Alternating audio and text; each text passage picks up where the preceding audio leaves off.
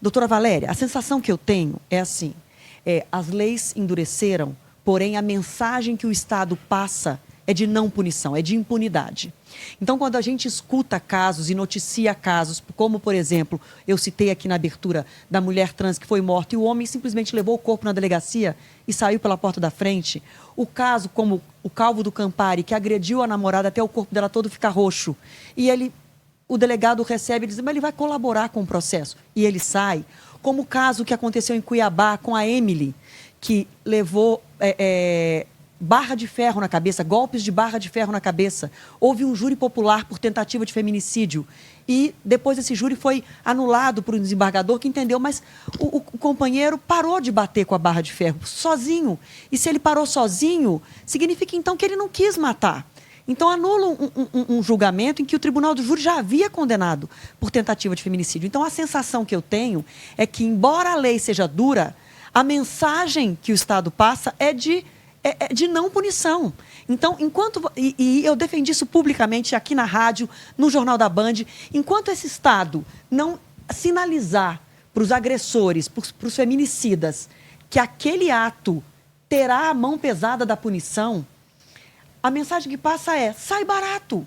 Bater em mulher, espancar mulher, matar mulher, sai barato. A senhora tem essa mesma sensação? E qual é o caminho para que haja uma punição mais rigorosa, já que lei tem? Eu vou dividir em dois momentos também, como você tinha falado em dois momentos. Acho que nós tivemos uma evolução legislativa, no primeiro momento, extremamente importante.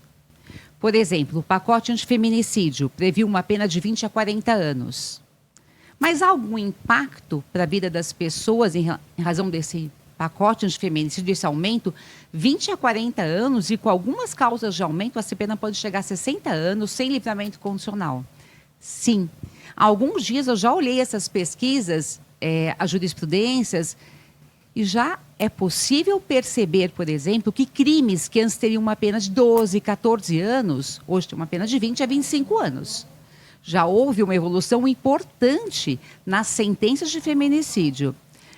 Além disso, além dessa alteração da lei, que é tão relevante, porque nós trabalhamos por Estado. O Estado trabalha com instrumentos. Que instrumentos? A lei. Se nós não temos lei, não temos como agir.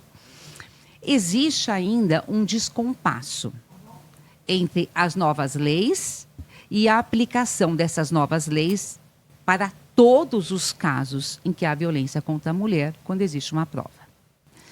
Lamentavelmente, há casos em que as leis não são cumpridas. Mas é importante diferenciar. Quando uma pessoa sai, entre aspas, pela porta da frente, não significa que essa pessoa está livre para sempre. A prisão não é a única forma de resposta do Estado.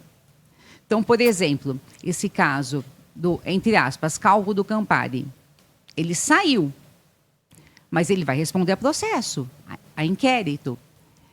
Existe investigação, existe processo. E na minha vivência, o que eu tenho percebido?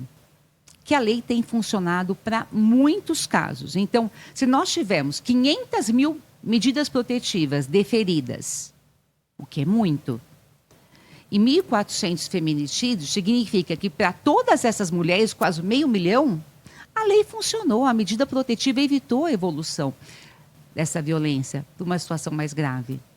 Mas eu queria até chamar a atenção de um aspecto e agradecer esse momento, porque vocês têm um papel fundamental na educação e na crença, na modificação do olhar de que a justiça funciona. Por quê?